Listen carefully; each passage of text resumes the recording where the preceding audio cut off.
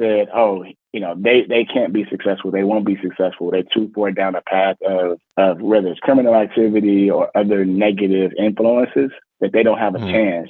And those were the kids that we targeted first and brought them into the program. And they bought into it. They started to change, their perspective, not just on, their value and their worth, but also the value of their community. Welcome to Career Cheat Code. In this podcast, you'll hear how everyday people impact the world through their careers. Learn about their journey, career hacks, and obstacles along the way. Whether you're already having the impact you want or are searching for it, this is the podcast for you. On today's episode, we have the president and CEO of the St. Louis Development Corporation. Let's start the week with Neal Richardson. All right, Neal, welcome to the show. Oh, thank you, man. Appreciate it. How you doing today? Doing well. I know you're calling in from St. Louis. And I know you're over there in the office making things happen. So I appreciate you taking the time to connect. Oh, man, every day is a new challenge, but, just trying to knock them down one by one. I respect it. All right, let's dive right in. Let's tell the world what it is you do for a living. Yeah, so my name is Neal Richardson. Very excited to be here. I am the president and CEO of the St. Louis Development Corporation. The St. Louis Development Corporation is the economic development arm for the city of St. Louis. We are a little unique, but if you're familiar with economic development organizations, mostly they're quasi-governmental, have private-public partnerships that they are responsible for creating to drive the tax base and ultimately the economic growth within the municipality or area in which they're responsible for. And so for me, at the St. Louis Development Corporation, we're solely focused on the city of St. Louis. Some of the tools that we're able to leverage as a result of being a 501c4 is we're responsible for overseeing about 9 different development boards that leverage various resources to drive economic growth. Some of the boards range from the Port Authority. So we manage the leases on the Mississippi River here in the city of St. Louis limits. We have the Land Reutilization Authority, also known as our St. Louis Land Bank. So as properties are blighted, dilapidated, left vacant in community that others don't purchase in the private market, the public sector has a responsibility for managing and maintaining those properties. And they end up in my stewardship through the LRA. We also have the Local Development Company, which is responsible for providing access to capital for small, women, minority-owned business enterprises through a few federal programs, SBA, 504A loans to those various businesses. Then we also have the Land Clearance for Redevelopment Authority, which is responsible for removing blight within the city of St. Louis. And that includes leveraging tax incentives and tax abatement tools in order to help development happen in areas that the private market couldn't support themselves. So we manage many of those projects, from large-scale redevelopment of 400, 500 unit residential projects to large skyscraper office buildings downtown. They may be rehabbed or new build hotels, soccer stadiums, all with the purpose of, again, the removal of blight and to drive economic growth within the city of St. Louis. And the final piece is the TIF Commission, another tool that we're able to leverage. So we have, a lot of different pieces within the toolbox that I'm able to pull from to drive economic growth. And I'm very blessed to be in this position, and it's a great privilege being born and raised in the city of St. Louis. And in this moment in time, we have a new first ever Black woman mayor in the city of St. Louis, which is Tashara Jones. So a major shout out to her as well. She's doing some amazing work. She was elected in April of 2021, and I joined her in June of 2021 as I embarked on this journey with her to drive what we're calling and branded economic justice forward in the city of St. Louis. Love it. Really excited, man. Yeah. So it's been a journey, but I appreciate the introduction and allowing me to introduce St. Louis to your listeners. Absolutely. So, how big is your team over there? Doing, it sounds like you all do a lot of work, right? And there are some, as you said, that are other authorities or agencies basically that kind of all ultimately fall within your purview there. So how big is that team over there? So right now we're about 92 people. At the highest, we're anticipating about 100 employees by the end of this Right. fiscal year. So we have the 6/30 fiscal year. So by the end of, by the June 30th of 2024, we anticipated having approximately 100 employees on staff to help move our mission forward. Okay. Is your role that you have now what you wanted to do for a living when you were younger? Man, no. So I wanted to be a baseball player. I thought I was going to be Ozzie Smith. So I'm a big St. Louis Cardinals fan, and I grew up playing baseball, and that was kind of my passion. But growing up in low-income area, low-income household, while sports was offered, I also had to figure out how to make money, and I started working. So making income and buying my first car and having, personal goals when you turn 16, all of those desires we all have at 16 years old, trying to get a new car and be a grown man, right? At 16. So, That's real. we That's got real. the world figured out once we get a job. And so that was my goal, man, is to start working. And I think with the exception of maybe a 2-month stint, I've been working since 16 years old. That sounds right. Yeah. Okay, so you're 16, you're playing baseball, you have a job. At what point did you pivot from baseball being the career, or were you like, what were your intentions immediately after high school? Did you feel like you had a shot to play somewhere or to like go to school for it, or when did that kind of dwindle? No, it was really like in senior year of high school. I was like, man, I'm done. I'm ready to just start working and be focused on earning a living. And after high school, I actually grew up, just take a step back real quick. I actually grew up in North St. Louis City. So North St. Louis City is predominantly African-American, and it's also an area that has both racial and economic segregation between the haves and have-nots. We have what's known as the Delmore divide, that's divided really the wealthy and those that are not wealthy, and also that correlated along racial lines too. And so for me, growing up in that neighborhood, I really didn't know. I really didn't understand that, there was a whole nother world until I started going to what they call the school choice program, or the desegregation program here in the state of Missouri. And they provided opportunities for kids in the city to actually go out to schools outside of the St. Louis Public School District. So I attended, starting really in 6th grade, attended that school's in Rockwood School District. And that was probably one of the most affluent areas of the entire state of Missouri. But it's predominantly white, but it was just a whole different environment that I was exposed to. And it really gave me the opportunity to see a different side of the world. So I was able to learn more about, my friends on the baseball team. Their family had dinner at night in this huge house around a dinner table, and they talked about how their day went. And for me, that wasn't always the reality. From where I lived. And so seeing that other side, it started to spark some questions about like why people have these things and we did not. But I didn't really understand the history behind it, really until I got into real estate very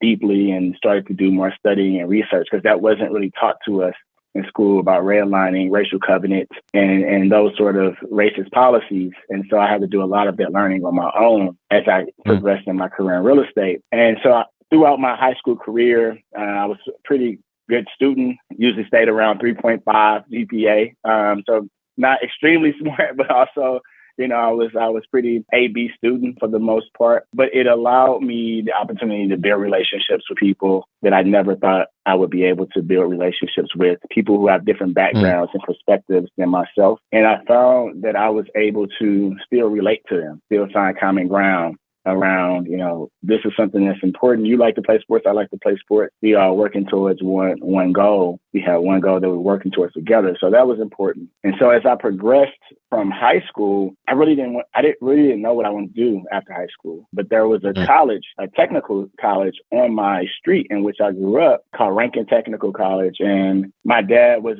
he worked on Metro, the bus rapid transit here, and also the Metro Link here is almost similar to like a subway, a train, light rail system. And I knew he made good money. And I was like, well, maybe I can do that. And so I went to Rankin, got my associate's degree in electrical control systems. And I was like, this is not what I want to do in my life. But my sister, she owned a couple real estate properties, and I was helping her clean out those properties, really learning from her about, her real estate experience and how she got into it. And from there, I went to Webster University to start my undergrad in business administration. They accepted all my credits from ranking. I'm like, this would be a great opportunity for me. From there, my first week on campus, they had an internship with our local chamber called the Regional Business Council. And they asked, what do you want to do? When you get out of college, like, what are some of your career goals? And again, my sister was in real estate. So I was like, oh, real estate. That seems like a natural path, a natural progress. You go by proximity. That makes sense. Right, exactly. And so then when I applied, I was connected with one of the CEOs of a major commercial real estate firm, not just here, but across the country. And Colliers, Charlie Moore and Tucker, they're now Cushman and Wakefield after several mergers. But the CEO was also the chair of the board for Webster University. So I had an opportunity to meet him in person, and he said, well, whatever you need, I'm here to help. I said, okay, I need an internship. I just wanted to get an internship. He's like, oh, yeah, for sure. We got internships online. Go check it out. And then he left, and I followed him to the elevator and was like, okay, so if I apply for this internship, can I use you as a reference? He was like, oh, yeah, no problem. Sure. So I think he kind of brushed it off like he'll probably never follow up. I'll never hear from this kid again. But I went on that night, actually, and applied for a research intern there at the firm. And I put him down as a reference. I got an interview, ultimately got the job. And that's really awesome. how I started my real estate career when I was about 19 years old. So I've been in this game for almost 17 years now. Yeah. And you were still in college during that time, right? I was still in college. Yeah, I was still in my undergrad working on my bachelor's degree. So what I would do is work several days out the week and over the weekends, and while I was also going to school. And then once I graduated with my undergrad degree, I got thrown into the fire as they were conducting some of their mergers and took over a large portfolio of retail leases in the middle of Manhattan. Once I graduated from Webster with my undergrad, so that was a quick in the middle of Manhattan over there, Manhattan and St. Louis. No, Manhattan, New York. New York, got it. Okay, got it. I'm like, there's a Manhattan over there? Yeah. No, that's awesome. Manhattan, New York. Cool. So I had leases that I was managing from Gucci, Louis Vuitton to Diesel, all of the major retailers. And that really helped me cut my teeth about real estate. I mean, those leases were very complicated. If anybody's familiar with retail leases, it's not just based on like the rental rate, it's also based on gross receipts. And so really being able to understand those components and conducting some of those audits. Again, I'm 20 years old in middle of Manhattan managing these leases coming from St. Louis. It was a crazy experience where it was like me taking on something I had to learn as I went. And as they were conducting the mergers, they were releasing people that were managing these things in New York directly. And with me being my first job out of college, I'm sure I got probably paid 1/10 of what they were getting paid in New York. That sounds right. But for me, it was more of a learning experience, about the learning experience than the pay. How did you manage to do that, right? Like you were right out of college, so you didn't have to be in school all day, every day. So that's a plus. So you just picked up and moved over here and moved to New York for a while? No, actually, I managed it from St. Louis. So I was there like two weeks out the month after I finished school. And so then this was my first job after I graduated. So I jumped right into working. I didn't take a break or anything. So I was managing the leases from St. Louis while being in New York about two weeks out every month for about a year. Yeah. It's so interesting that, at least the early parts of your career were heavily influenced by things that you saw and jobs that you saw people doing around you. Like you're like, all right, if my dad did this, maybe I'll go to school for this. Right. If my sister does this, maybe I'll go and try to get into that. Right. And, I think that really speaks to the purpose of this show, right? It's, I think we know as much as we're exposed to. And part of the goal here is to expose folks to things and careers early on. So maybe if they see a Neal, they're like, wait, that's a cool job. I want to try that. And now they can start that journey early on in their careers, right? And figure out how to get to that point. Exactly right. So that kind of fast forwarding a little bit is, managed hospitals for that same firm here locally in St. Louis. Then I went over to Jones Lang LaSalle as a commercial real estate broker. I did that for about 9 months. This was 2009. The economy was trash at the time. The real estate market was not. I think that's the technical term, right? The economy was trash during that time. Trash. Economy was trash. I have the scars to prove it.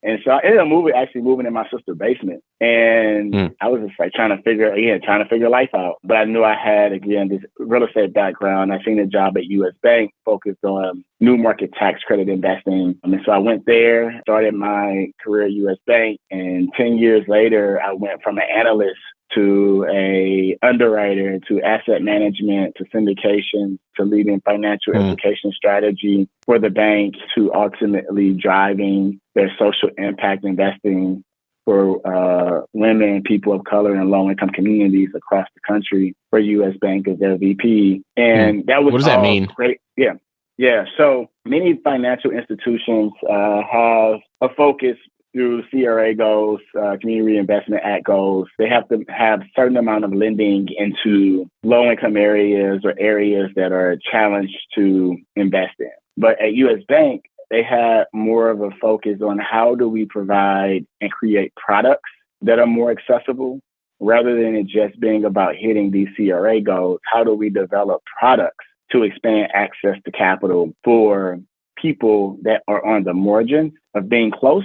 But because of many of the historical challenges, such as lack of wealth building opportunities from generational wealth, to lack of experience, because not everyone within their family may have owned a business or had connections within the real estate industry or whatever business they were in. How do we close those gaps? And my responsibility was to identify the gaps and then also identify the interventions of how do we bring capital and products to the marketplace to actually address those gaps. And so one of my first projects was after the murder of George Floyd in Minneapolis, which is U.S. Bank headquarters. I was responsible for, and my team was really responsible for really creating products to support and invest in Black banks, businesses, and communities. And so we were connecting with, African-American CDFIs, businesses, developers, and it really took for my team to build trust with those communities, trust with those partners and those industry leaders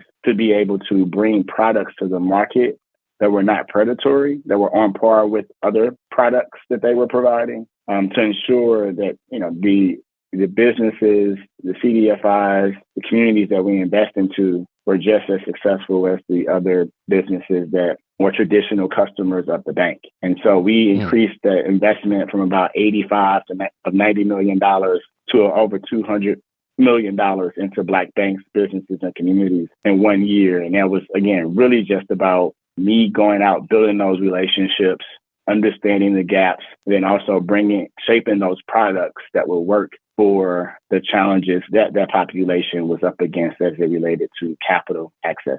That's amazing. And, it's interesting because we often talk about the need for CDFIs and for investing in Black banks and the importance of having folks like yourself and like the folks on your team during pivotal moments in the country's history, right? To say, well, how do we do things about it? And how do we invest this money responsibly, equitably, in a way that makes sense for people and communities? Yeah, so that's great. Yeah, it got to make sense for people, but it also has to be, like you said, equitable. And when I say equitable, it can't, especially for CDFI. CDFI have a different business model in which they get funding from banks, and then they have to leverage that funding into investments into small businesses or other, perceived to be riskier investments and loans into marginalized communities. And so as they're making those investments, typically, just because of the economics work of it, it's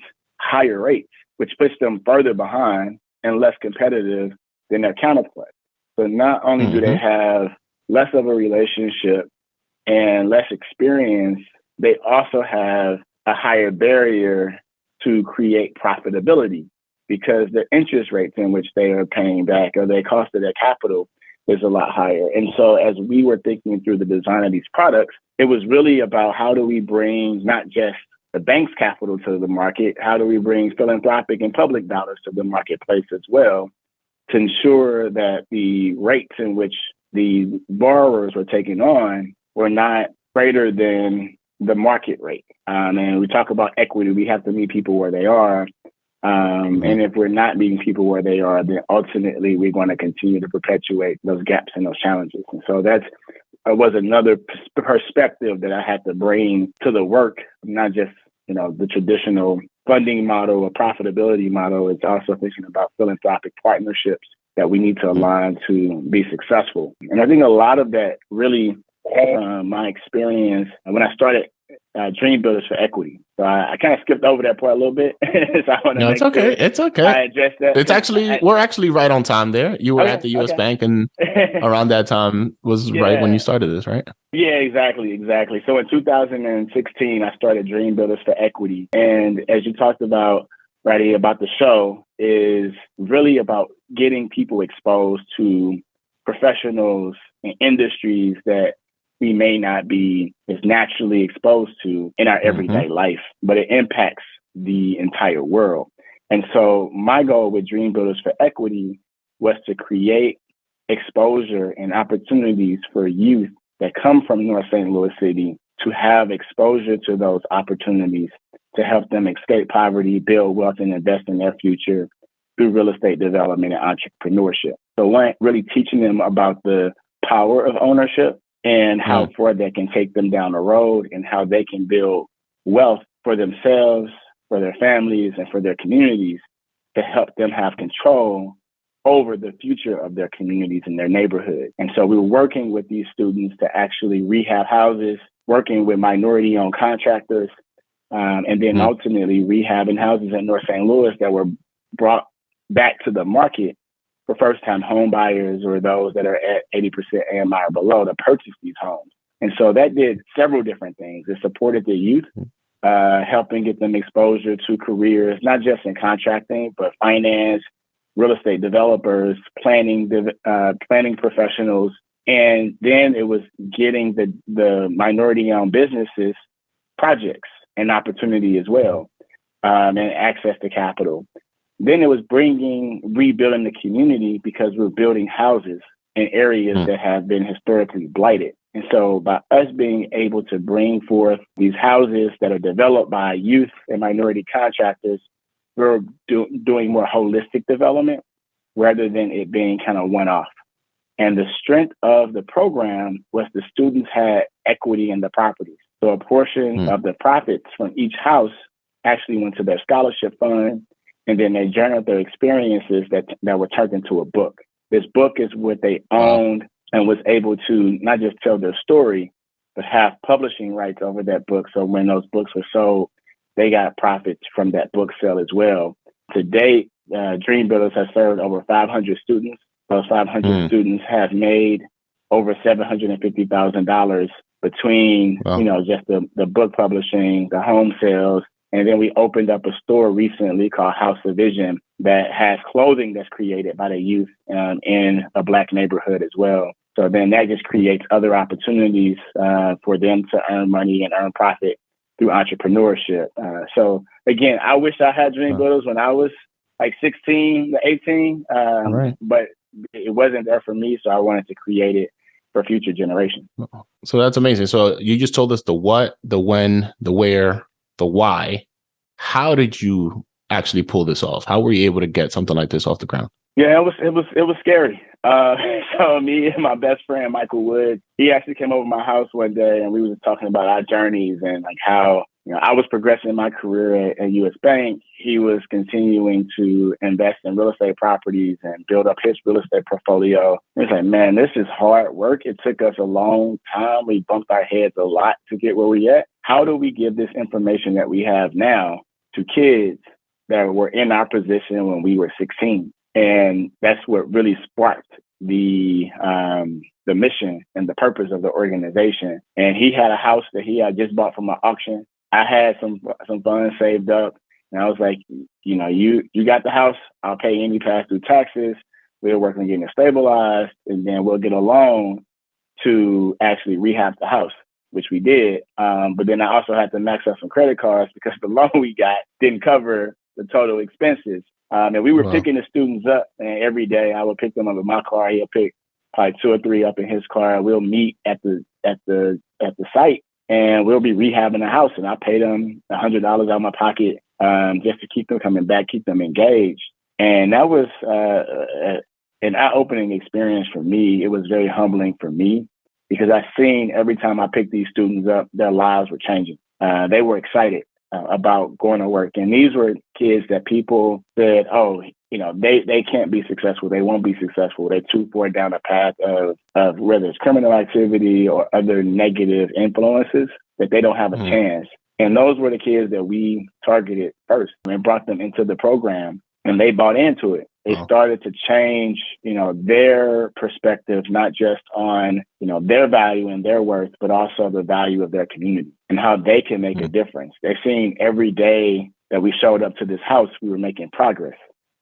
Some of them were cutting grass, some were trimming trees, someone was knocking down drywall, but it was about a team effort of us beautifying our community. And when we left that day, they got paid, and they was like, oh man, this is great. I'm excited to come back next weekend. And that's over awesome. Time, when that house was completed, they were so proud of what they were able to accomplish together as a team and really becoming a family. And I still talk to a lot of those students today. Many of them have graduated from the trade school that I went to at Rankin. Some were off in other colleges and universities. I actually had one of the students as an intern for me at St. Louis Development Corporation. Now he's at Webster running their residence assistance program. So it's just been great to see the seeds that I've planted begin to bear real fruit and positive fruit in the lives of these youth. And not every story ended up like that. I had one of the youth that I was probably the most close to be taken away by shooting. And when he passed away, that really hurt me. It hurt the family of dream builders that we built. And it took me a moment to say, I know I'm making a difference, but I have to do more. And that what continues to drive me every day, even though I know Dream Builders has been successful and will continue to be successful. I know my professional career has been a clear example of, what resiliency and hard work can create. But I know there's more I need to do at scale to see things changed. And so that's what, again, fuels me to continue to move. And so as I was thinking about my next step, after U.S. Bank, I felt like I was getting to a point where I was really driving growth there. I got a call. Can I ask one more question before you move on from the Dream Builders world? Yeah. Did you have any resources help you figure out how to pull together a nonprofit? And how was that process as well, in terms of length of time, amount of reading, resources, things you had to pull off between you and your co-founder? Yeah, we were extremely fortunate. Washington University here in St. Louis had a program called the Social Entrepreneurship and Innovation Competition. Mike, the other co-founder, was like, hey, we should go check this out if you get time. I'm like, cool, I show up. And we get there, and it's extremely overwhelming. It's like 100 people in this room. And they say at the end of it, somebody's going to get $100,000. Top nonprofit like this will get $100,000. And they're like, oh, man, we got to get that. Like, whatever we got to do to go through this program, that $100,000 will help us get this first house completed. So we go through the program, and every month, it was probably like a year-long process. Every month they had classes on, banking, accounting, finance, legal work, how to set up the nonprofit, the 501c3. They provide us with legal aids that were students at the time. And then they had a legal aid office, which Mike and I visited to get support to submit our nonprofit 501c3 document to get the IRS status as a nonprofit organization. And ultimately, they helped us with that documentation. Probably about 3 months later, we got approved for our 501c3 status. About another 2 months after that, we were informed that we were a finalist for the Social Entrepreneurship and Innovation competition. So I go through all this paperwork and all these documents that we had to put together. It was like a capstone class, really, and like a master's degree. So we submitted everything, got it all in, and we get there, and it's like everybody's in the room excited, like 5 finalists. And then they call us and was like, yeah, you all won. And we're like, yeah, we won $100,000. We excited. We get back to our seat and they had like these numbers on the top of the page that said it had a number 5 on it. I'm like, oh, okay, 5. That's cool. I don't even know what this means. And the lady was like, yeah, make sure you open a check, but wait till you leave. And when you get it, and just make sure, you share this moment with your co-founder. And I was like, great. We leave and it's a $5,000 check. So we was expecting $100,000. Oh, snap. $5,000 check. But at the same time, they had our name all on the walls and they had our organization. Was this because you came in 5th place or what is it? No, what they did was there were 4 organizations, 5 total organizations that were selected. 4 of the organizations got $5,000. And then it was another organization that got $80,000. But it was part of I don't know. I felt like it was part of their organization too. It was part of WashU. So again, no shade. It was all great. Like, congratulations. Got it. Got it. But they got $80,000. Everybody else got like 20. Everybody else got $5,000 a piece, which was great. But the greatest piece about that is it kept us humble. It kept us driving. And what Mike and I said is that we're gonna leverage this finalists, like, because they didn't say who was a winner. All 5 was winners. They didn't say like, oh, you came in 1st, 2nd, 3rd, or 5th. All of us were announced as winners. And so we was like, we just gonna leverage this as our fundraising campaign. And so every funder in the city, we would just e-blast them with like, oh, Journey Builders is the winner of the social entrepreneurship competition. We took a picture in front of the MLK statue by one of the houses that we were building. We just start plugging it and sending it out. And people started to take us serious, like, oh, wait, you all won the competition.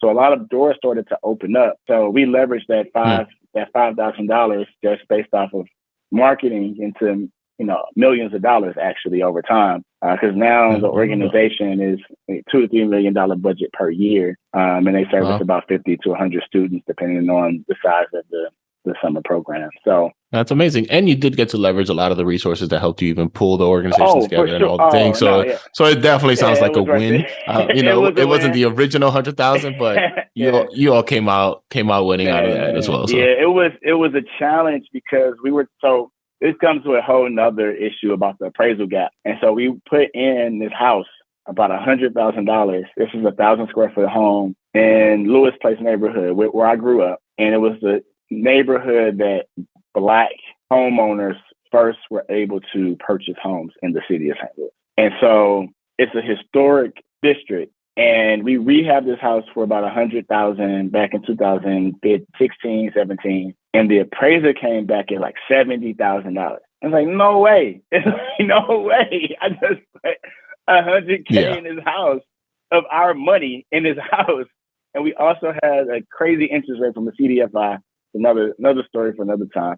But we had to pay back probably about $110,000 total all in on this house. And they tried to tell me the price at $70,000. I had to get 2 other appraisals, finally got it up to about $85,000, but still we were underwater. And so I'm calling funders on closing day, trying to get this thing done. And finally we had a funder come through at the last minute, like literally the day before closing.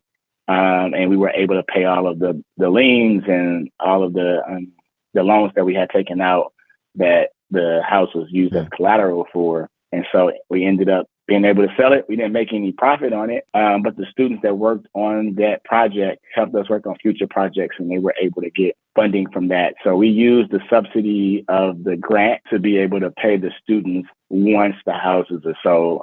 So that's the model that we've been using moving forward. So it's been a success. Yeah.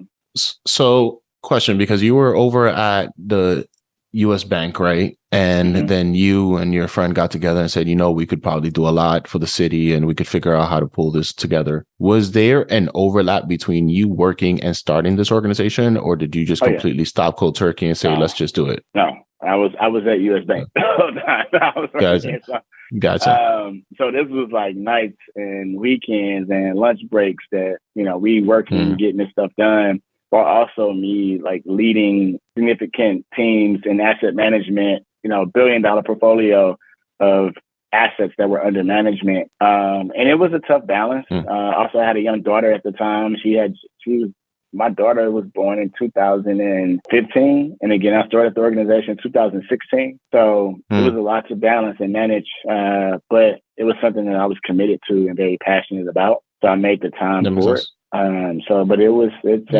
it's been a success, man. Took a lot of hard work, and I'm happy that I'm, on the other side of it. But everything that I do, even from the first conversation about taking over those leases in the middle of Manhattan, day one, it's always been about taking chances and betting on myself.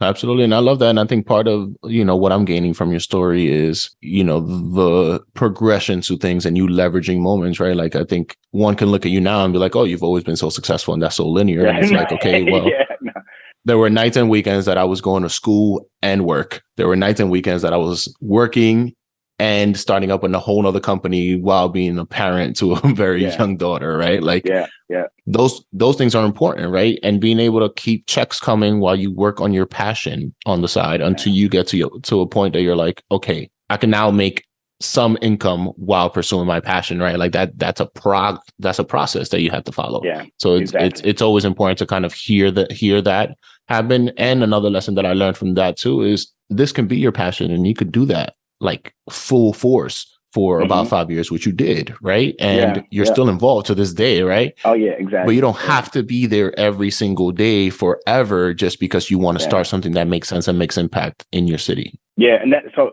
I think that's a great point because I'm always the person that likes to build like things from the ground up, and I always try to partner with myself with people that like to handle the ongoing operations. I'm a builder, I'm a visionary. I like to see innovative things happen every day, but also thinking about the sustainability of it.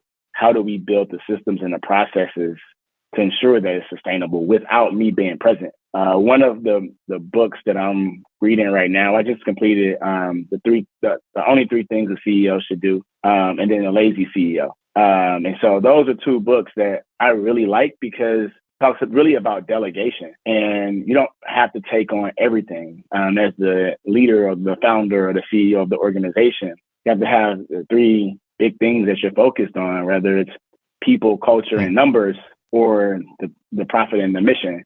And so it's kind of being able to find your key areas of focus and then how to delegate and create the systems to empower other people to execute. And that's the only way I think you can scale impact and grow. If you try to hold everything on yourself, it's impossible for you to be able to reach the goals that you've set in a time frame in which is reasonable. And so those are like 2 books that I'm like loving right now, especially in my new role with like 100 people. I had to restructure the organization to ensure that we scale a lot of the new programs and products that we bring into St. Louis. So that makes sense. So you're doing this for about 5 years. Then what makes you actually consider stepping away and actually doing it? Yeah. So with Dream Builders or with my current job? Going from Dream Builders to your current role. Yeah, so it was hard, man. It was, but it was always for me, it was always the goal. I never wanted to be the executive director of Dream Builders. I always had the purpose of being the president and the chair, co-founder of the organization. But it was never my intention to be executive director. I always felt like Mike was the right person to lead the organization day to day and be the face of the organization publicly. Like that was just, we had that understanding. Even though I was the chair of the board, he was the ED. Like, man, I'm just trying to set this up for you to really be successful and help you scale this. And we were getting to a point where we had, again, a budget that was teetering around $1 million a year. Now it's probably about $2 million a year. And I knew we had a donor base that we've set up and created that was committed to the mission and the work. And we also had a strategic plan and a focus of what we're going to do over the next 5 years.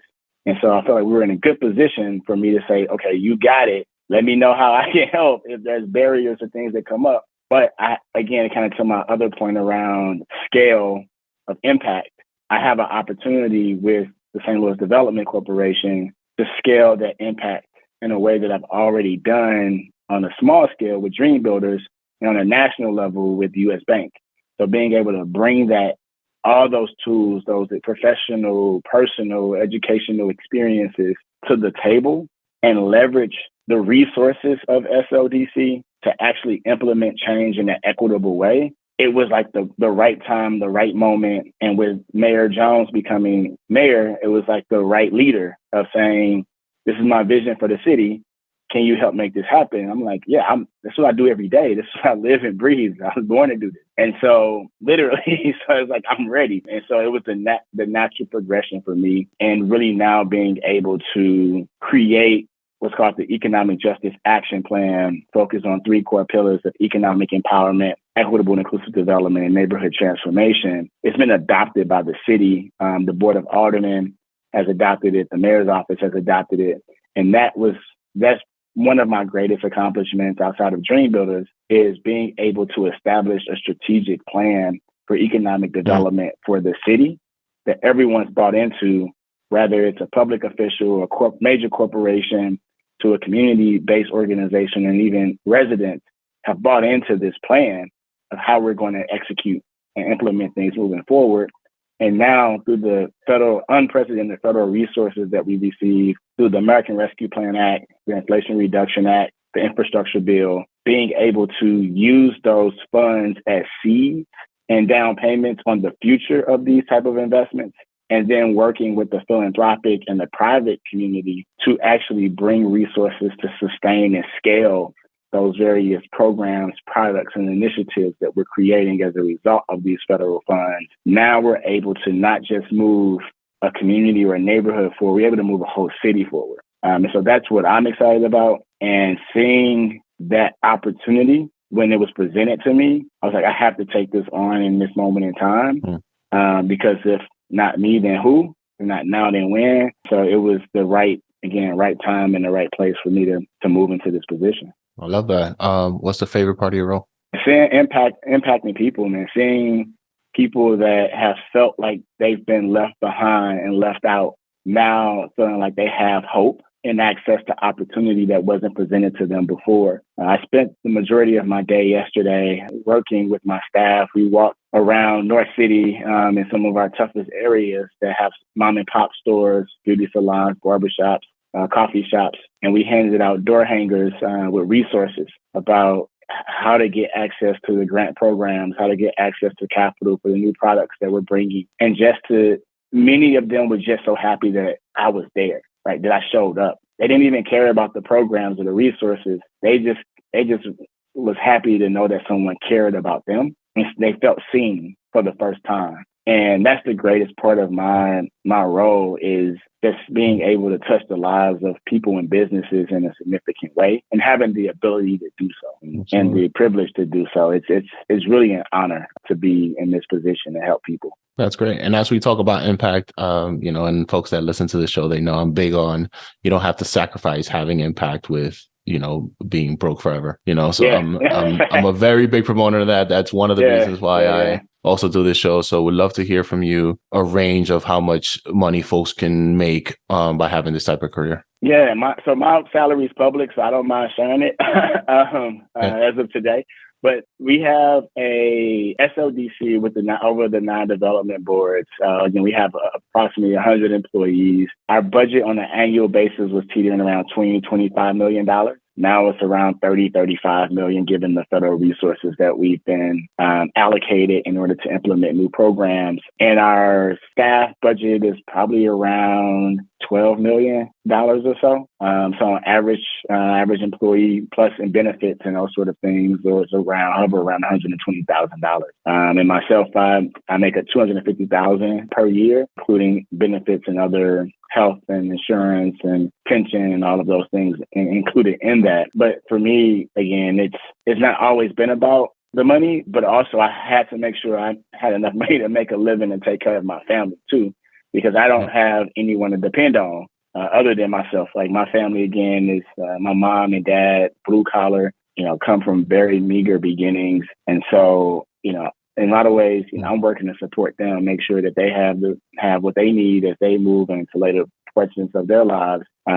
So to your point, like I can't sacrifice income. I can't sacrifice, my financial trajectory. And so hopefully, as I continue to grow in this role, continue to progress in my career and continue to progress in, my financial earnings as well. That is a real goal. And I don't think people should be ashamed about saying that. However, I've positioned myself to ensure that the positions that I go into, the roles that I take on, are aligned with my purpose of who I am. And so it has to, for me, it has to check both of those boxes. It has to be purposeful and it has to be financially beneficial for me and my family. And so this role actually created that opportunity for me as well. But it took a lot of work to get here, and it took a lot of sacrifice, a lot of lateral moves throughout my career. I fast forwarded through a lot of it, but it was a lot of tough days in which I didn't know how I was going to make ends meet. And so now being more financially secure, I'm able to now look back and think about other investment opportunities that I can make, and then how to continue to mentor others that are coming alongside me. That's great. And, I think it must be extremely rewarding, not only to have this type of position where you're able to have this type of impact, of course, take care of yourself and your family, and really looking back at where you started and going to school in different types of neighborhoods and learning about how things could be there, but now to be in a position to provide those types of opportunities for more people in your city. Like that must be a really rewarding feeling and position to have right now. No, it's extremely rewarding. Sometimes, as you know, when you grow up in a neighborhood or you grow up in the city, they'll make it hard for you because they're like, so you should be making things happen faster. Mm-hmm. But, I try to just level set with them around, it took us, since 1953, our population's been declining in the city of St. Louis, specifically our Black population. We lost over 27,000 Black residents between 2010 to 2020 per the latest census. And so I can't turn this around overnight. The mayor can't turn this around overnight. It's going to take time for us to get this right. But we need not just patience, but we need partnership and accountability on both sides.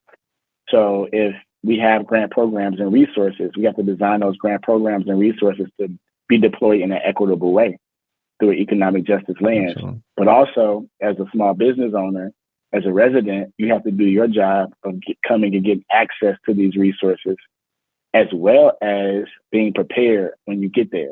And we provide those supportive services, but you have to still show up. And if you don't show up, you can't hold me accountable for you not getting access to the resources. And again, we're knocking on doors. We'll come to your coffee shop and say, your barber shop and say, hey, here's the resource. This is where you need to go.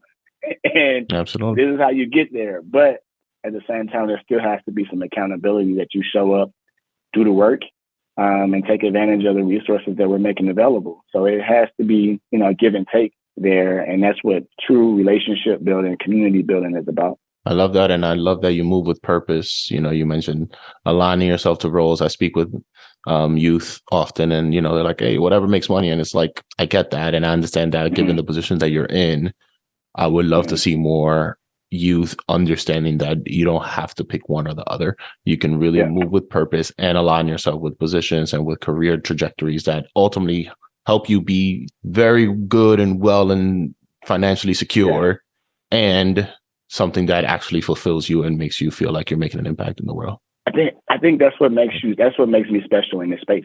Like no one can be me in this space, in this time, in this moment. It's like I've done the work, but I also lived these experiences. And so leveraging that as my superpower, as I was called to the student, my superpower is I came from these areas. I understand the challenges at a level that most financial experts don't, or economic development experts don't.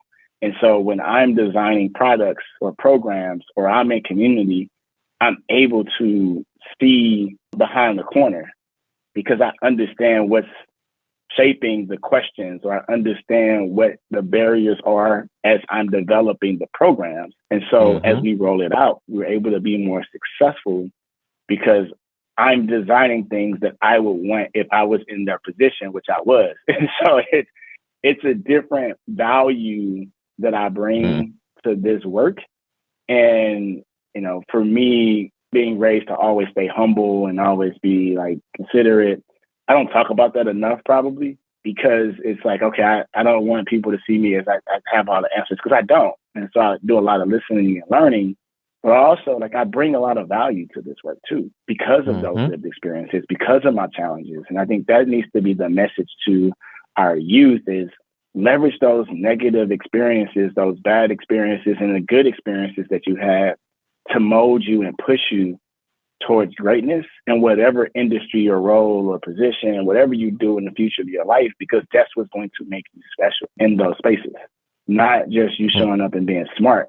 Anybody can be smart. There are a lot of smart people, but there are not a lot of special people and that are talented and can bring these perspectives to the table to ultimately create innovative ideas and solutions that people just can't comprehend because they don't have the same lived experiences as you. So that's again why I think for me I was the right person for this opportunity in this moment. That's great. I love that. Is there anything else we haven't discussed the world should know about Neal? Oh man, got a 7-year-old, 1-year-old, man, just working every day trying to make our community better. And if you all can check out the Economic Justice Plan, economicjusticestl.org. Check out our website, developstlouis.org. Follow me on Instagram, Neal_Rich, on Facebook and LinkedIn. It's just Neal Richardson. You'll see me follow along on my journey as I continue to figure it out every day. Like I say, I love it. Trying to take it day by day. And somehow I ended up here. I can only imagine where God is going to take me next. Just got to continue to stay in his will and follow the path and try to continue to walk in purpose. Like you said, just walk in purpose. I love that. Well, thanks for joining us today. Yeah, thank you. Appreciate it. I hope you enjoyed this episode. If you did and believe on the mission we're on, please like, rate, and subscribe to this podcast on whatever platform you're using, and share this podcast with your friends in your networks. Make sure you follow us on Instagram and LinkedIn at Career Cheat Code, and tell us people or careers you would like to see highlighted. See you next week with some more cheat codes. Peace.